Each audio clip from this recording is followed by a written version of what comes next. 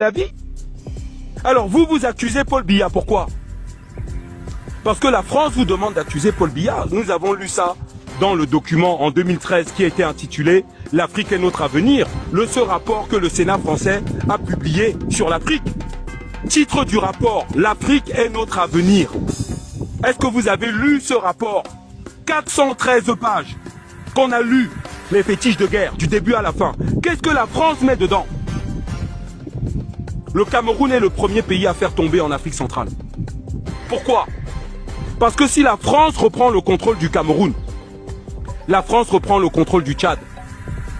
C'est ça la géopolitique. Quel gouvernement je peux renverser de manière à prendre le contrôle économique d'autres pays? C'est ça la géopolitique. Donc le Cameroun aujourd'hui, c'est un pays, c'est ce qu'on appelle un pivot en géopolitique. Pourquoi?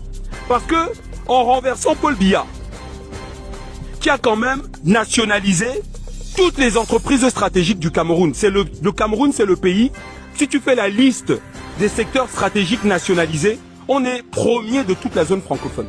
Il a tout nationalisé. Tout appartient aux Camerounais. Il n'y a pas de Libanais comme en Côte d'Ivoire ou au Sénégal chez nous qui font la loi. Et ça, c'est pas grâce à Cabral, Libye ou je ne sais qui, c'est Paul Biya. Le plus grand nombre de milliardaires dans les pays de la zone CFA sont camerounais. C'est le pays qui produit le plus grand nombre de milliardaires. Donc, quand la France écrit dans son rapport qu'il faut faire tomber le Cameroun, mais c'est pas un hasard. La République centrafricaine a chassé la France, très bien. Mais tous les marchandises qui arrivent en République centrafricaine passent par le Cameroun. Si la France reprend le contrôle du Cameroun, parce que c'est ça le véritable enjeu des élections. Le véritable enjeu des élections, c'est pas le changement. C'est le changement pour la France, pas pour les Camerounais. Ce qui va arriver aux Camerounais, si la France prend le contrôle du Cameroun avec une de ses marionnettes qu'elle a mis à l'élection présidentielle, c'est qu'on va finir comme la RCA. On va finir comme le Sahel. C'est ça l'enjeu, parce que la France, si elle prend le contrôle du Cameroun, elle va mettre à terre. Touadéra ne pourra dire quoi? La France va dire, tu changes de politique, tu me vires tel ministre, tu fais comme si, tu donnes tel marché à telle entreprise occidentale, sinon on coupe l'approvisionnement du pays. C'est Douala qui nourrit la République centrafricaine. Touadéra est à genoux. C'est Douala qui nourrit le Tchad. Tout passe par le Cameroun. Et en prenant le contrôle du Cameroun, la France récupère la Guinée équatoriale. Et oui les gars, et je vous rappelle ici que la zone en Afrique où on produit la plus grande quantité de pétrole du continent, c'est l'Afrique là, centrale. Cameroun, Gabon, Tchad, Congo-Brazzaville, Guinée équatoriale. Si vous additionnez la production de pétrole de ces 5 pays, on est numéro 1 en Afrique. Donc si le Cameroun prend si la France prend le contrôle du Cameroun, elle prend le contrôle des plus gros producteurs de pétrole réunis du continent africain. Gabon, Congo-Brazzaville, Cameroun, Tchad, et pas que le pétrole, parce qu'il y a le gaz avec. Et il y a toutes les autres matières premières, dont les terres rares, qu'on a trouvées dans le Nozo. C'est ça l'enjeu. L'enjeu, c'est pas le changement que vous racontez. C'est le changement pour la France, pas pour les Camerounais. Nous, le changement auquel on apporte, c'est quoi? Auquel on demande, c'est quoi? Qui connaît le nom du président italien ici? Vous savez que l'Italie a un président. Mettez-moi son nom dans le chat. Personne ne connaît le nom du président italien. Tout le monde connaît la première ministre. Personne ne connaît le président. Qui connaît le nom du président suisse ici? Il y a un président en Suisse. Personne ne connaît le nom du président en Suisse. Donc vous êtes là, vous fantasmez sur le président. Le président, c'est quoi? La vie. Alors vous accusez Paul Biya. Pourquoi? Parce que la France vous demande d'accuser Paul Biya. Nous avons lu ça dans le document en 2013 qui a été intitulé « L'Afrique est notre avenir », ce rapport que le Sénat français a publié sur l'Afrique. Titre du rapport, « L'Afrique est notre avenir ». Est-ce que vous avez lu ce rapport? 413 pages qu'on a lu, les fétiches de guerre, du début à la fin. Qu'est-ce que la France met dedans? Le Cameroun est le premier pays à faire tomber en Afrique centrale. Pourquoi? Parce que si la France reprend le contrôle du Cameroun, la France reprend le contrôle du Tchad. C'est ça la géopolitique. Quel gouvernement je peux renverser de manière à prendre le contrôle économique d'autres pays? C'est ça la géopolitique.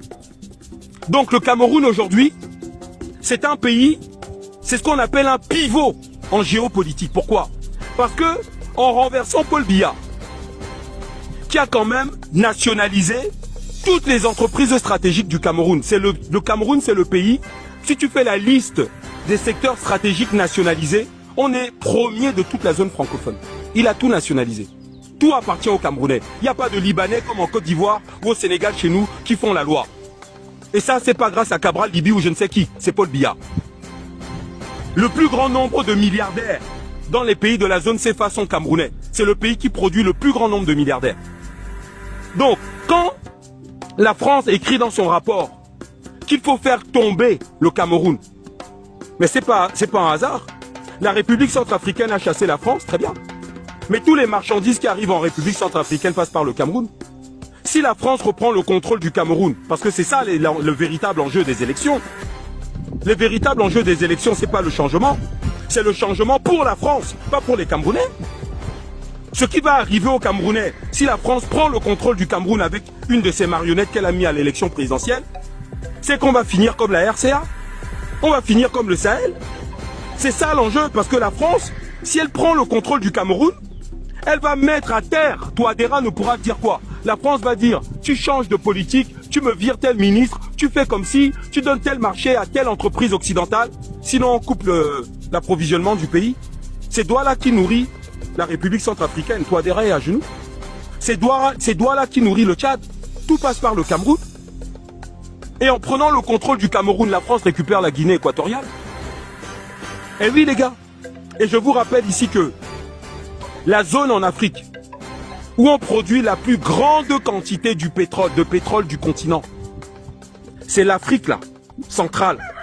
Cameroun, Gabon, Tchad, Congo-Brazzaville, Guinée équatoriale. Si vous additionnez la production de pétrole de ces 5 pays, on est numéro 1 en Afrique.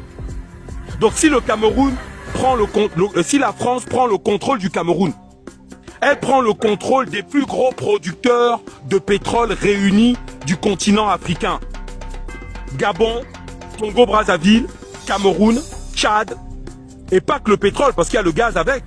Et il y a toutes les autres matières premières, dont les terres rares, qu'on a trouvées dans le Nozo. C'est ça l'enjeu. L'enjeu, c'est pas le changement que vous racontez.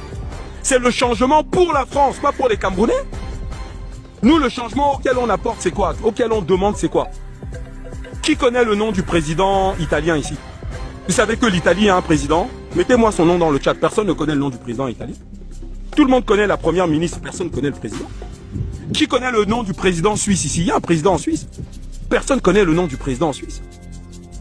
Donc vous êtes là, vous fantasmez sur le président, c'est quoi?